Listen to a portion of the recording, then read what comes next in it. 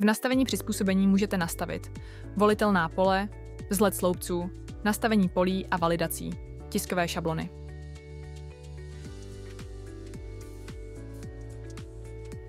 Volitelná pole. V menu Nastavení přizpůsobení volitelná pole máte možnost si nastavit volitelné pole pro dokumenty nebo pro úložiště. Pro vytvoření nového pole je nutné klinout na tlačítko plus. Zde je nutné zadat název, určit pro jaký druh dokumentu toto nastavení bude platit, o jaký datový typ se bude jednat, datum, číslo, text nebo pořadí zobrazení v detailu dokumentu.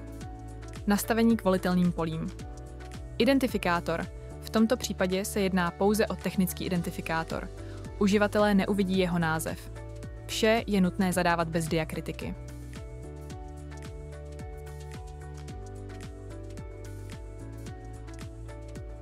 Název. Jedná se o název volitelného pole, který bude pro uživatele viditelný. Zobrazit pole v detailu dokumentu nebo souboru s možností zaškrtnutí ano či ne.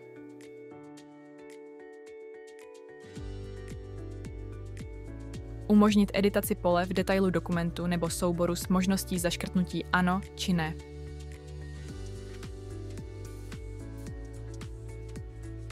Dále si můžete zvolit, u jakého druhu dokumentu se vám nabízené volitelné pole bude zobrazovat, například pouze na účtenkách.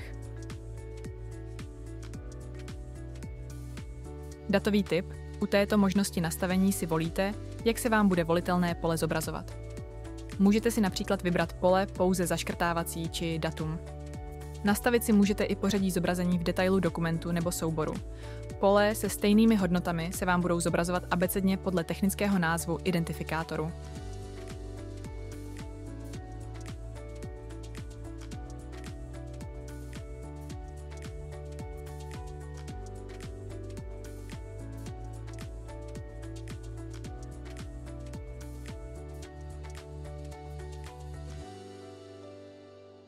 Vzhled. U nastavení vzhledu můžete upravovat pořadí sloupců na přehledu dokumentu pro celou organizaci jako jeho výchozí nastavení. Je možné přesouvat pořadí sloupců, popřípadě upravovat z aktivních do neaktivních a naopak. Toto nastavení je nutné udělat pro všechny typy dokumentů zvlášť, nebo můžete využít možnost nastavení všechny typy dokumentů.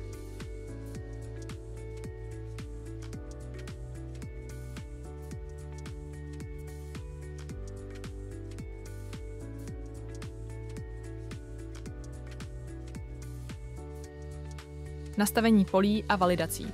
V tomto nastavení máte možnost nastavovat pole pro ERP, tedy pro účetní systém. Zde si můžete nastavit, které účetní pole chcete používat pro přenos do účetního systému, například střediska, činnosti a zakázky.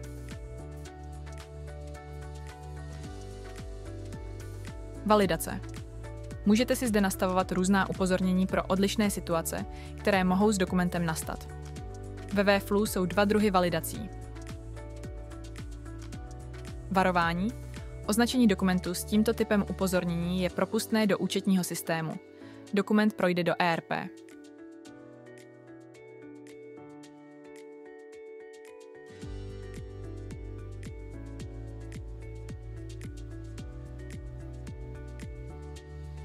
Chyba.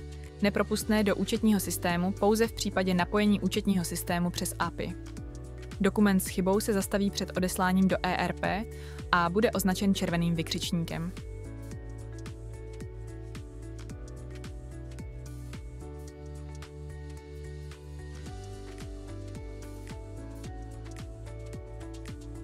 Tiskové šablony.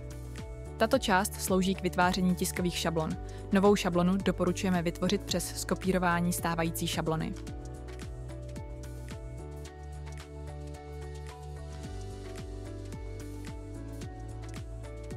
Při kliknutí na ozubené kolečko u nově vytvořené tiskové šablony budete přesměrováni do prostředí, kde si danou tiskovou šablonu můžete upravit.